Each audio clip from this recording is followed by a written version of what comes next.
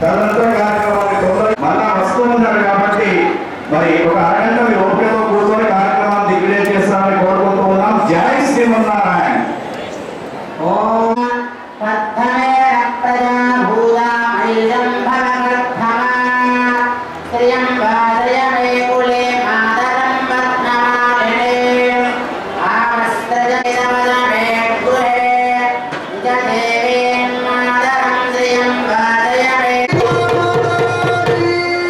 సాక్షాత్తు మరి లక్ష్మీ నివాసమైనటువంటిది మాంగళ్య సూత్రం. ఆ మంగళసూత్రానికి సౌభాగ్యాభరణం అనే పేరు. మనకున్నటువంటి శ్రీ సూత్రంతో షోడశోపత్రుల పూజా కార్యక్రమాన్ని చేసి ఇక మానలో 3 మంగళసూత్రాలు ఉంటాయి. ఎందుకు అంటే అక్కడ ఒక మన భర్త గోపంగ రామదాసు అందజేసినటువంటి ఒక మంగళసూత్రం ఎక్కువ ఉంటుంది. మనకు మాత్రం 2 మంగళసూత్రాలు కాబట్టి ఆ 2 బిళ్ళలతో కూడుకున్నటువంటి మంగళసూత్రాన్ని మరి ఇక్కడ కూడా 3 బిళ్ళలు పెట్టారు. అంటే ఇక్కడ ఒక గోపన్న కంచెల గోపన్న ఇంకా ఎవరో ఉన్నట్టున్నారు. సరే 3 బిళ్ళలను మరి ఆ సీతామాతకు ధరింపజేస్తూ ఉన్నారు. జగజ్జనని ఆది పరాశక్తి అమ్మ సీతామాత నీకు లోక రక్షణ కావించడానికి మరి ఆ రామచంద్ర స్వామిని యొక్క కంఠభాగంలో సౌభాగ్యాభరణం అనే యొక్క ఆ మంగళసూత్రాన్ని ధరింపజేస్తూ ఉన్నారు. ధర్మేచ అర్థేచ కామేచ నాతి చరితవ్య నాతి చరాంగనే వేదమంత్రం రక్షించబడాలి. చల్లని వర్షాలు పడాలి, రైతులు బాగా ఉండాలి, అన్ని కరువు కాటకాలు దూరం కావాలని చెప్పి ఆ యొక్క మంగళసూత్రధారణ అర్చక స్వామి చేయబోతున్నారు.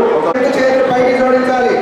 మేము చెప్పే మంత్రాలు చెప్పండి. మాంగళ్యం తంతునానేన లోక రక్షణ హే పద్నామి శుభగే త్వం జీవ శరదశతం.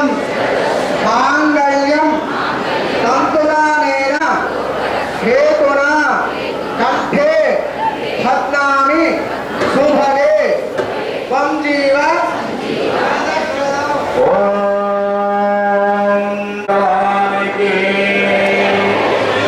ఒకవైపున మంగళకర రాజా భరత్రేడు ప్రకటన భక్తుల యొక్క అర్చక స్వాములు అక్కడ మంగళసూత్ర స్వామి వారు కడుతున్నట్టే మనం భావించాలి.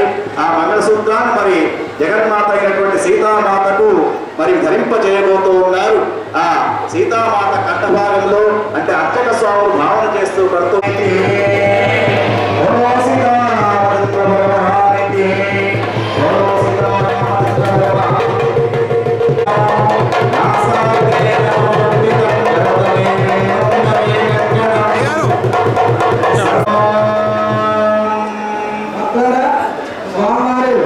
అమ్మవారి వల్ల మంగళసూత్ర ధారణ చేస్తుంటే ఏ సందర్భం కూడా చేతులు నొప్పి ఉన్నా పర్లేదు, రేపు గంటల నొప్పి తగ్గుతాయి. కానీ ఇటువంటి అవకాశం మళ్ళీ వచ్చే సంవత్సరం చల్లని వాతావరణంలో చక్కని రామచంద్రుడు మరి ఆ సీతామాత యొక్క గదంలో చక్కగా మంగళసూత్రాలను